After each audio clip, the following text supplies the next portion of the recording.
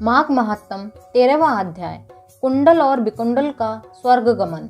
विकुंडल बोला, हे सौम्य, आपके वचन सुनकर मेरा चित्त बहुत प्रसन्न हुआ है, क्योंकि साधु जनों के वचन पाप एवं संताप को नष्ट करने वाले परोपकारी होते हैं। अमृत मंडल रूपी चंद्रमा वही है जो सबको ठंडा कर देते हैं। हे देवदूत, अब कृपा करके मुझसे कहो कि किस तरह से मेरे भाई का नरक से उद्धार होगा। श्री दत्तात्रेय जी ने कहा। देवदूत ने उसके ऐसे वचन सुनकर उसकी मित्रता रूपी रस्सी में बंधकर अपनी ज्ञान दृष्टि द्वारा क्षण भर में ध्यान करके कहा, हे वैश्य, यदि तुम अपने भाई को स्वर्ग में ले जाना चाहते हो तो अपने पूर्व 8वें जन्म के इकट्ठे किए हुए फल को उसको दे दो। विकुंडल ने कहा, हे दूत, मुझे यह सब बताओ कि पूर्व जन्म में मैं कौन था, वह पुण्य क्या है, कैसे और किस कारण हुआ, तब मैं शीघ्र ही उसे दे दूंगा। दूत बोला, हे वैश्य, सुनो, मैं तुम्हारे उस पुण्य को कारण सहित कहता हूँ। प्राचीन समय में मधुबन में शाकली नाम के एक ऋषि थे। वे तपस्वी, वेदाध्ययन में संपन्न तथा तेज में ब्रह्मा के समान थे। उनकी स्त्री रेवती से नवग्रह के सदृश 9 पुत्र उत्पन्न हुए। ध्रुव, शशि, बुध, तार और ज्योतिषमान ये 5 पुत्र अग्निहोत्र प्रिय थे और गृहस्थाश्रम में रहते थे। निर्मोह, जितमाय, ध्यान काम और गुणाती से ये 4 पुत्र संन्यास लेकर बिना विवाह किए जंगल में रहने लगे। ये शिखा तथा यज्ञोपवीत नहीं रखते थे, मिट्टी, पत्थर तथा सोने को समान समझते थे। इनको जो भी वस्तु, अन्न, वस्त्र आदि मिल जाता था उसी में संतुष्ट रहते थे। चाहे जहाँ बैठ जाते थे, ये चारों प्रतिदिन संध्या के समय कुटिया में आकर ब्रह्म ध्यान में विलीन हो जाते थे।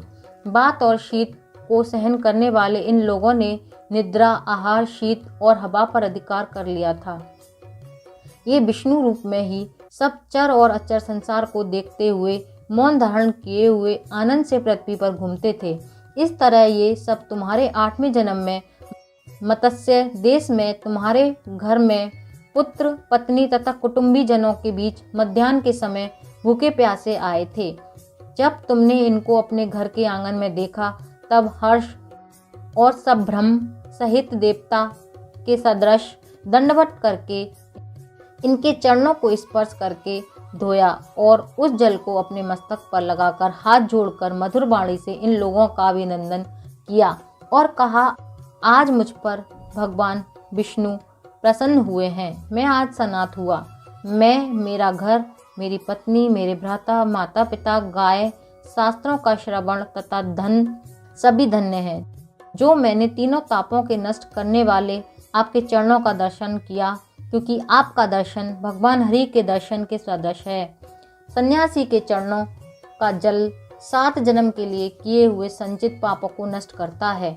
पश्चात गंध, अक्षत, पुष्प, धूप तथा नीराजन आदि से पूजन कर तुमने उन सन्यासियों को भोजन कराया था।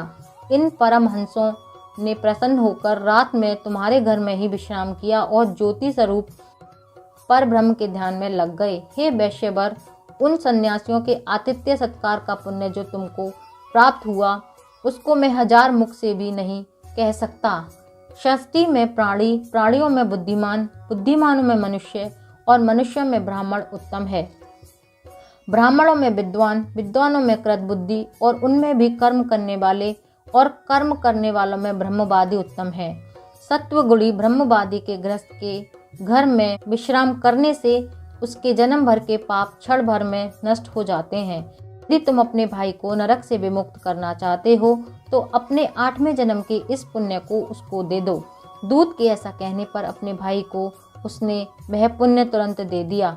तब उसका भी नरक से उद्धार हो गया। तब देवताओं ने उन दोनों पर फूलों की वर्षा की और वे दोनों स्वर्ग में गए और वह दूत भी अपने स्थान को चला गया। यह देवदूत का वाक्य बुद्धि देने वाला है। हे राजन, इस इतिहास को जो कोई सुनता और पढ़ता है वह पाप मुक्त होकर 1000 गोदान का फल प्राप्त करता है। बोलो लक्ष्मी सहित भगवान विष्णु की जय।